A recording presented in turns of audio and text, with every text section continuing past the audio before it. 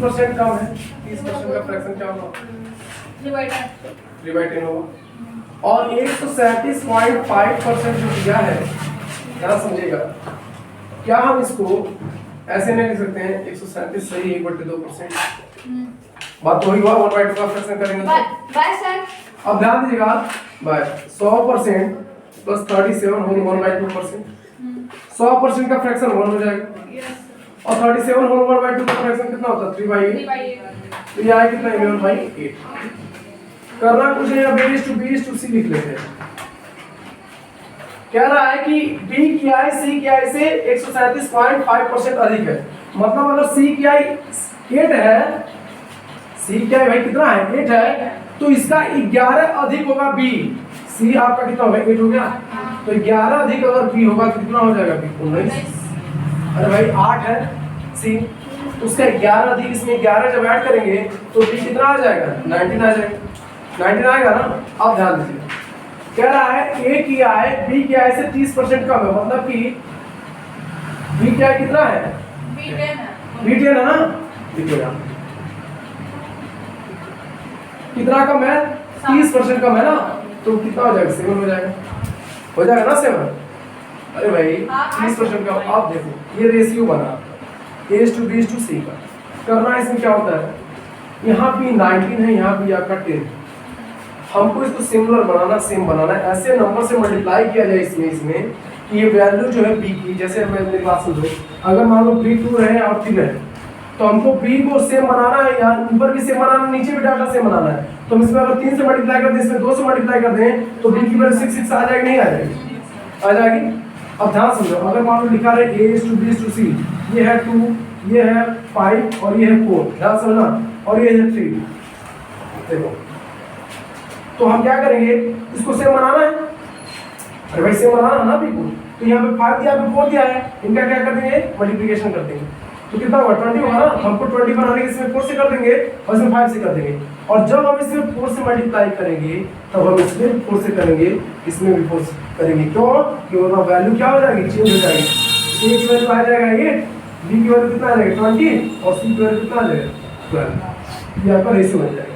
इसका मतलब ये 19 या 10 दिया है, हम क्या करेंगे, इसको जब मल्टीप्लाई करेंगे 19 × 10 का, तो 190 होगा कि नहीं?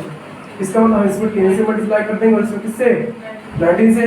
तो यहाँ हम 10 से कर देंगे और यहाँ भी 10 से कर देंगे, तो जो रेशियो निकल के आएगा वो 70:190:80, ये रेशियो बन के आएगा। अब आपसे कह रहा है A की आय B की आय से इतना कम है, तो A की आय कितना कम है भाई? 120 कम है। 120 का देखकर कितना दिया है? 28,500। अब ध्यान दो, 28,500 दिया है ना, इसको इससे खत्म कर दो, 12 2 24 और 12 खत्म होगा क्या? नहीं खत्म होगा। 12 28.5 28 मल्टीप्लाई करना है ना। 5 आया था। ऐसे नहीं होता 8 आया था, 90 आया था। अब आपसे बोला है A की आय B की आय से कितना कम है? 30% कम है, तो वो B की आय से ना, B की आय कितना दिया? 19 दिया।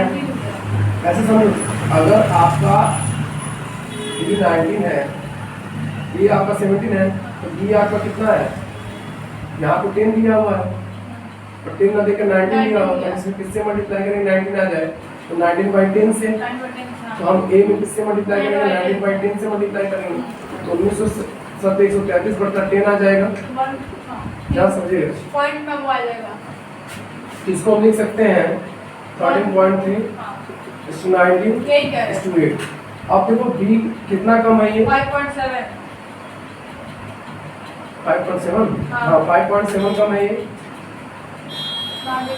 और पॉइंट आ जाए मल्टीप्लाई कर दीजिए तो आ जाएगा 5 कहाँ? यही सही है, 5000 से मल्टीप्लाई हो जाएगा।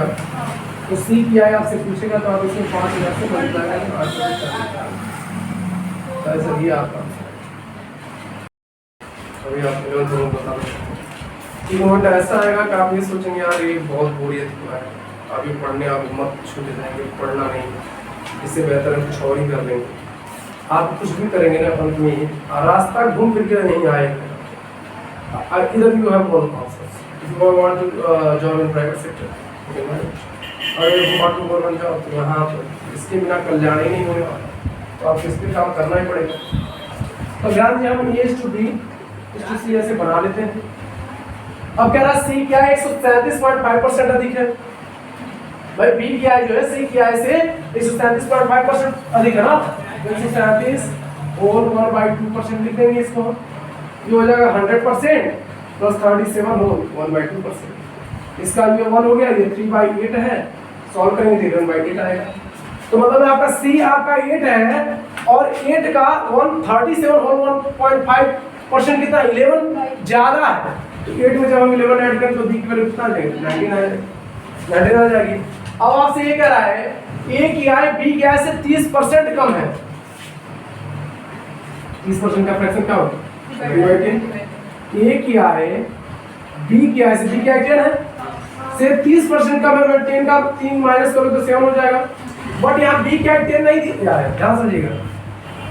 हाँ 19 दिया है, 19 दिया हुआ है, तो अगर हमको 19 बनाना है इसको तो हम किससे मल्टीप्लाई कर देंगे 1.9 से, 1.9 से क्या करेंगे इसमें मल्टीप्लाई करेंगे तो 19 आ जाएगा। अरे कैसे आएगा 1.9 में जब आप 10 से मल्टीप्लाई करो 0 0 19 या 1 तो ये आ गया 119, यहाँ पे इसमें ए डिजिट लगा दी 19 आ गया। तो ध्यान दीजिएगा आप ए का कितना होगा 1.9 का जब करेंगे मल्टीप्लाई करेंगे आप तो 30.3 हो जाएगा, यहाँ पर लिख देंगे 30.3।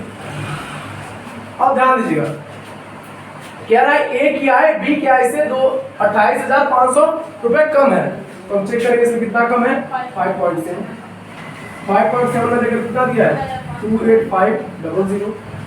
तो इसमें हम किससे मल्टीप्लाई करेंगे हमारा डाटा इतना आ जाएगा, हम बोलेंगे सर 5000 से मल्टीप्लाई करेंगे, 5000 से मल्टीप्लाई करेंगे इतना आ जाएगा। तो हमसे पूछा किस किया है सी किया है, तो इसमें भी 5000 से मल्टीप्लाई कर देंगे।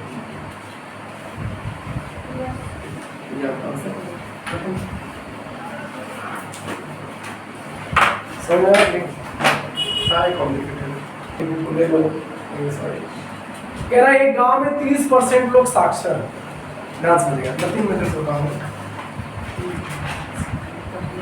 ऑन कर दिया सुधी। कह रहा है एक गांव में 30% लोग साक्षर हैं और यदि गांव की कुल जनसंख्या 6600 है, तो आपसे पूछा साक्षरों की कुल जनसंख्या है। तो अगर हम बात करें 30% का फ्रैक्शन कितना होगा 3/10, मतलब मैं क्या दूं टोटल जनसंख्या और ये एजुकेटेड वाले साक्षर कौन हो गया एजुकेटेड, टोटल कितना दिया है 10 और उसमें से साक्षरों की संख्या कितनी है 3, तो साक्षरों की संख्या कितना दिया है आपसे पूछ रहा है ना, आपको क्वेश्चन में किसका दिया हुआ है कुल जनसंख्या दिया है 6600, तो हम 10 में किससे मल्टीप्लाई करेंगे 6600 आ जाएगा 666। तो हमसे पूछा किसका क्या असाक्षर पूछा साक्षर पूछा, साक्षर पूछा है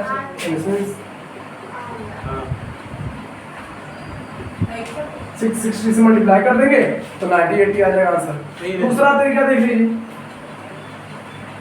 गांव की जनसंख्या कितना दिया है 6600 दिया है ना, 6600 दिया है जिसमें 30% लोग क्या है साक्षर है और साक्षरों की संख्या पूछा है, तो 6600 का 30% निकाल दो, तो 6600 3/10 होगा खत्म 1980 आ गया। ये एक तरीका हो गया। और तीसरा तरीका ये देखो कि आप मान लो टोटल जनसंख्या मान लो 100 मान लो 100 में 30% लोग क्या है साक्षर है, तो 100 का 30% कितना होगा 30 होगा, और 100 ना देकर कितना दिया हुआ टोटल संख्या 6600 660 से मल्टीप्लाई कर दो, यहाँ भी 660 से मल्टीप्लाई कर दो 1980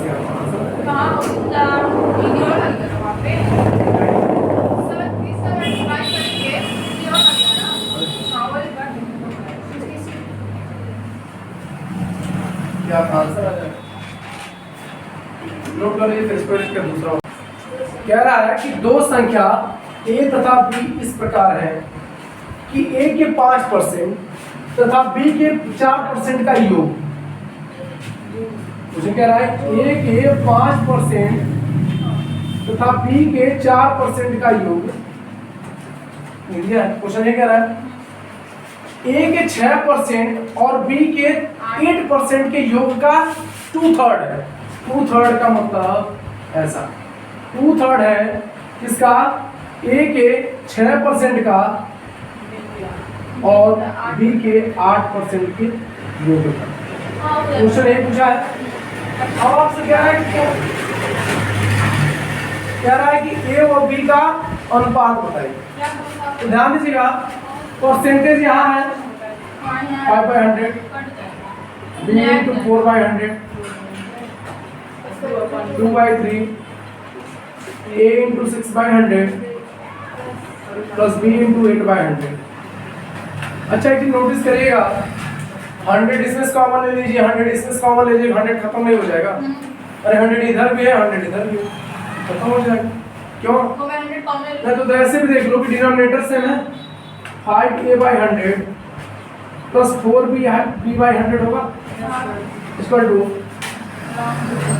2/3 6a/100 प्लस 8b/100 होगा राजी। तो ध्यान दीजिएगा, डिनोमिनेटर आपका सेम है, 5a plus 4b/100 2/3 into 6a plus 8b हो जाएगा। 100 से 100 खत्म हो गया ना 100 से 100। अब हम क्या करेंगे, इसका क्रॉस मल्टीप्लिकेशन कर देते हैं। इसका ऐसे हो जाएगा, इसका ऐसे हो जाएगा, 5a plus 4b into 3 equal to 2 bracket में 6a प्लस 8b। समझ आ रहा ना? जहाँ नहीं समझ आया बताइएगा। अब 3 का 5 में मल्टीप्लाई होगा तो 15a, 3 का 4 में मल्टीप्लाई होगा तो 12 भी हो जाएगा, 2 6 12a और 2 8 16 भी। यहाँ तक तो क्लियर है। अब a को इधर भेज दो, b को इधर भेज दो, तो 15a minus 12a 16b minus 12b। तो 15a में से 12a जाएगा तो 3a बचेगा और 16b में से 12b जाएगा तो 4b बचेगा। तो रेशियो हमसे पूछा ना, अनुपात पूछा, तो b को इधर ले जाओ तो a/b हो गया और 3 को इधर ले जाओ तो 4/3 हो गया। तो आपका जो रेशियो निकल के आएगा a/b = 4:2। मैं गारंटी